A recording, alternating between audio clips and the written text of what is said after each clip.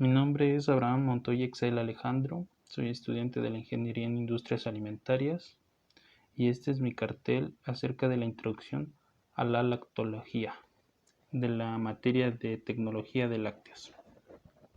Bueno, para comenzar, cabe mencionar que la leche es la fuente de nutrientes, al igual que la defensa inmunológica del ternero recién nacido, pero no solo de los terneros, sino que al igual que de todos los mamíferos recién nacidos en general. Poco antes del parto, en preparación para el nacimiento, la leche es secretada de la ubre. Este líquido amarillento de sabor salado tiene un alto contenido de proteínas celíacas y proporciona anticuerpos para ayudar a proteger al recién nacido antes de que se forme su sistema inmunológico. Los componentes mayoritarios de la leche son el agua en un 87%. La secreción de agua es dependiente de la secreción de lactosa, alrededor de 3.8 a 4.6%. Otro componente son las proteínas, las cuales se encuentran en 3.4 a 3.8%. Las grasas, las cuales están del 3.2 al 4%. Los minerales, los cuales son de 0.8 al 1%. Y por último, algunas vitaminas, las cuales se encuentran en menor cantidad, del 0.1 al 0.2. Existen variaciones en la concentración de los componentes de la leche y estas pueden ser frecuentes. Esto puede deberse a factores relacionados con la raza de los animales, los sistemas y estrategias de alimentación, el manejo de las vacas, fase de lactación y épocas del año, pero el componente que más varía es la grasa.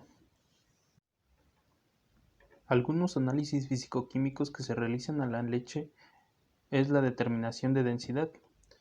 Esta básicamente consiste en medir 250 mililitros de la leche en una probeta.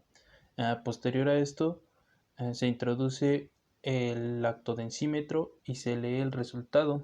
La densidad de la leche varía dependiendo de diversos factores, pero los resultados oscilan entre el 1.028 y el 1.042, siendo el 1.031 el valor medio. Este análisis se realiza prácticamente para asegurarse que la leche no esté rebajada con otro componente, como puede ser agua. Otro análisis que se realiza es la determinación de acidez y pH.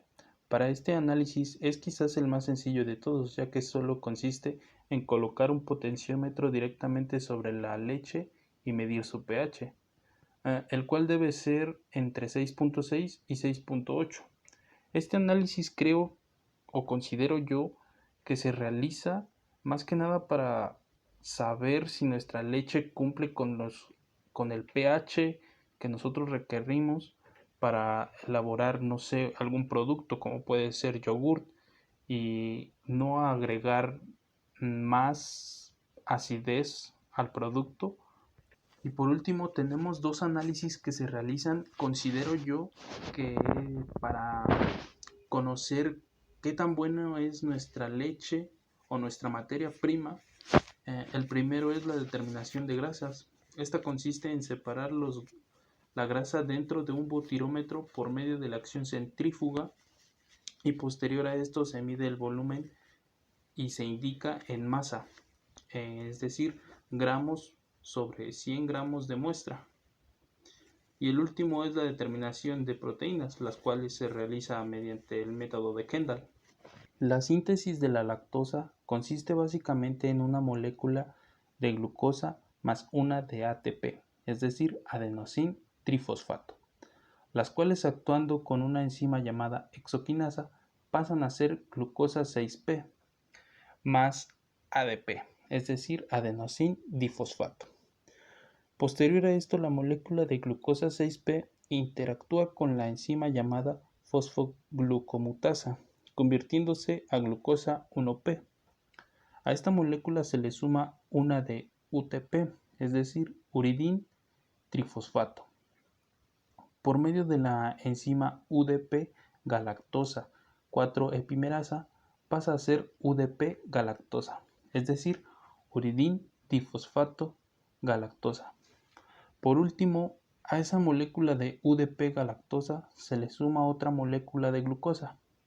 Estas dos moléculas actúan con la enzima lactosa sintetasa para producir lactosa, por lo que dos glucosas son necesarias para cada molécula de lactosa. La coagulación es el proceso mediante el cual la leche comienza su transformación en queso mediante enzimas o acidez. Existen tres tipos de cuajo, las cuales son ácida. Esta es la fermentación más antigua que existe. Esta consiste en la acidificación natural por las bacterias lácticas. Estos microorganismos actúan sobre la lactosa, la cual es el azúcar natural de la leche, y la transforman en ácido láctico. Este tipo de coagulación se usa básicamente en la elaboración de quesos de pasta blanda y leche cruda.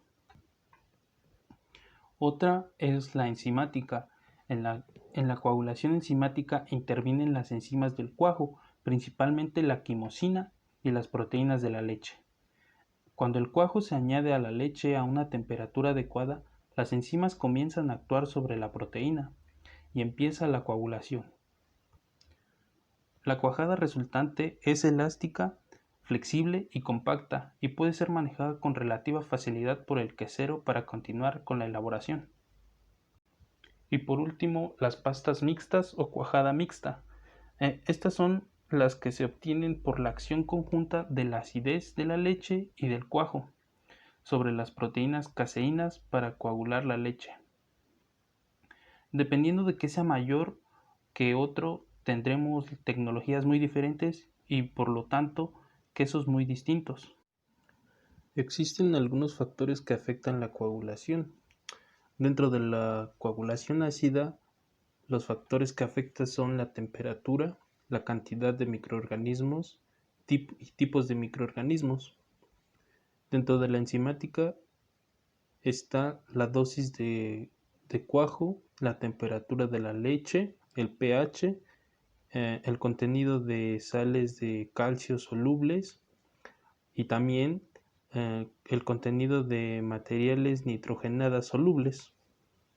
Y bueno, el queso panela, el cual es un queso fresco, suave y blando de leche pasteurizada de origen mexicano, el cual es uno de los más consumidos aquí en México. Su proceso de elaboración consiste básicamente en lo siguiente. Una vez que se tiene la leche pasteurizada, se le agrega cloruro de calcio y nitrato de potasio, 15 gramos por cada 100 litros de cada uno. Posterior a este se adiciona el cultivo láctico, en el cual hay que tener en cuenta la actividad y la cantidad de cultivo. Normalmente se le agrega cultivo mesófilos, los cuales son S. lactis y S. cremoris, al 0.5%. El siguiente paso es la fijación de temperatura de cuajado, en el cual hay que tener en cuenta su temperatura a 32 grados Celsius. El siguiente paso es el cuajado, en el cual hay que tener en cuenta la fuerza de cuajo y la cantidad de cuajo. Con un cuajo líquido de 15 mililitros de cuajo por 100 litros. El siguiente paso es el cuajado, en el cual hay que tener en cuenta la fuerza de cuajo y la cantidad de cuajo. En caso de que el cuajo sea líquido, es decir, 15 mililitros de cuajo por cada 100 litros. Posterior a esto sigue el cortado, el cual debe ser en cubos de 1.5 a 2 centímetros de lado. El siguiente paso es el trabajo del grano, en el cual hay que tener en cuenta la velocidad y la intensidad. El tiempo debe ser 10 minutos a 32 grados centígrados. El siguiente paso es el retiro parcial del suero. Aquí se retira un 50 a 60% del volumen del suero obtenido. El siguiente paso es el salado, en el cual hay que tener en cuenta la cantidad de sal y la repartición. También se puede aplicar sal en suero con grano o puede hacerse también por capeado. Este es depositando en el cesto una capa de cuajo y una capa de sal. El siguiente paso es el moldeado. En este se deposita la cuajada en el cesto típico en capas. El siguiente paso es el desuerado y prensado. Aquí se voltea la pieza regularmente y se deja desuerar varias horas, alrededor de 4 a 6 horas, y se voltea la pieza en el cesto. Y por último, la refrigeración, en la cual se debe revisar la temperatura de refrigeración, al igual que el porcentaje de humedad relativa y la temperatura en la cámara. Y bueno, para concluir, la leche, no sé hasta dónde es verdad lo que aporta y hasta dónde no, porque últimamente he visto varios artículos y varias ah, como difusiones en las cuales científicos y personas importantes aseguran que pues la leche pues prácticamente no nos aporta nada, porque mencionaban que la leche está diseñada para, para lo que aporte los nutrientes al becerro, pues. O sea que como tal nosotros no requerimos de esa leche, ya que pues esa leche tiene los nutrientes para un becerro, no para nosotros. Pero pues eso es cuestión de, no sé, indagar un poco más y averiguar qué es verdad y qué no. Yo pues personalmente no consumo leche por problemas que me generan, pero pues sí es eso, que no sé hasta qué punto es verdad y que no. Pero como materia prima para generar otros productos, creo que es sumamente fundamental y de gran importancia, ya que de la leche como materia prima se generan diversos productos, los cuales son muy consumidos y muy necesarios. Por ejemplo, no sé, me vienen a la mente los quesos y los yogures, los cuales pues como los quesos como el panela y el Oaxaca, que aquí en México se consumen muchísimo, pues simplemente para la comida, o sea, pongamos por ejemplo algunas enchiladas, no te vas a ver lo mismo unas enchiladas sin queso que unas enchiladas con queso, porque creo que tiene un gran impacto la leche para hacer subproductos.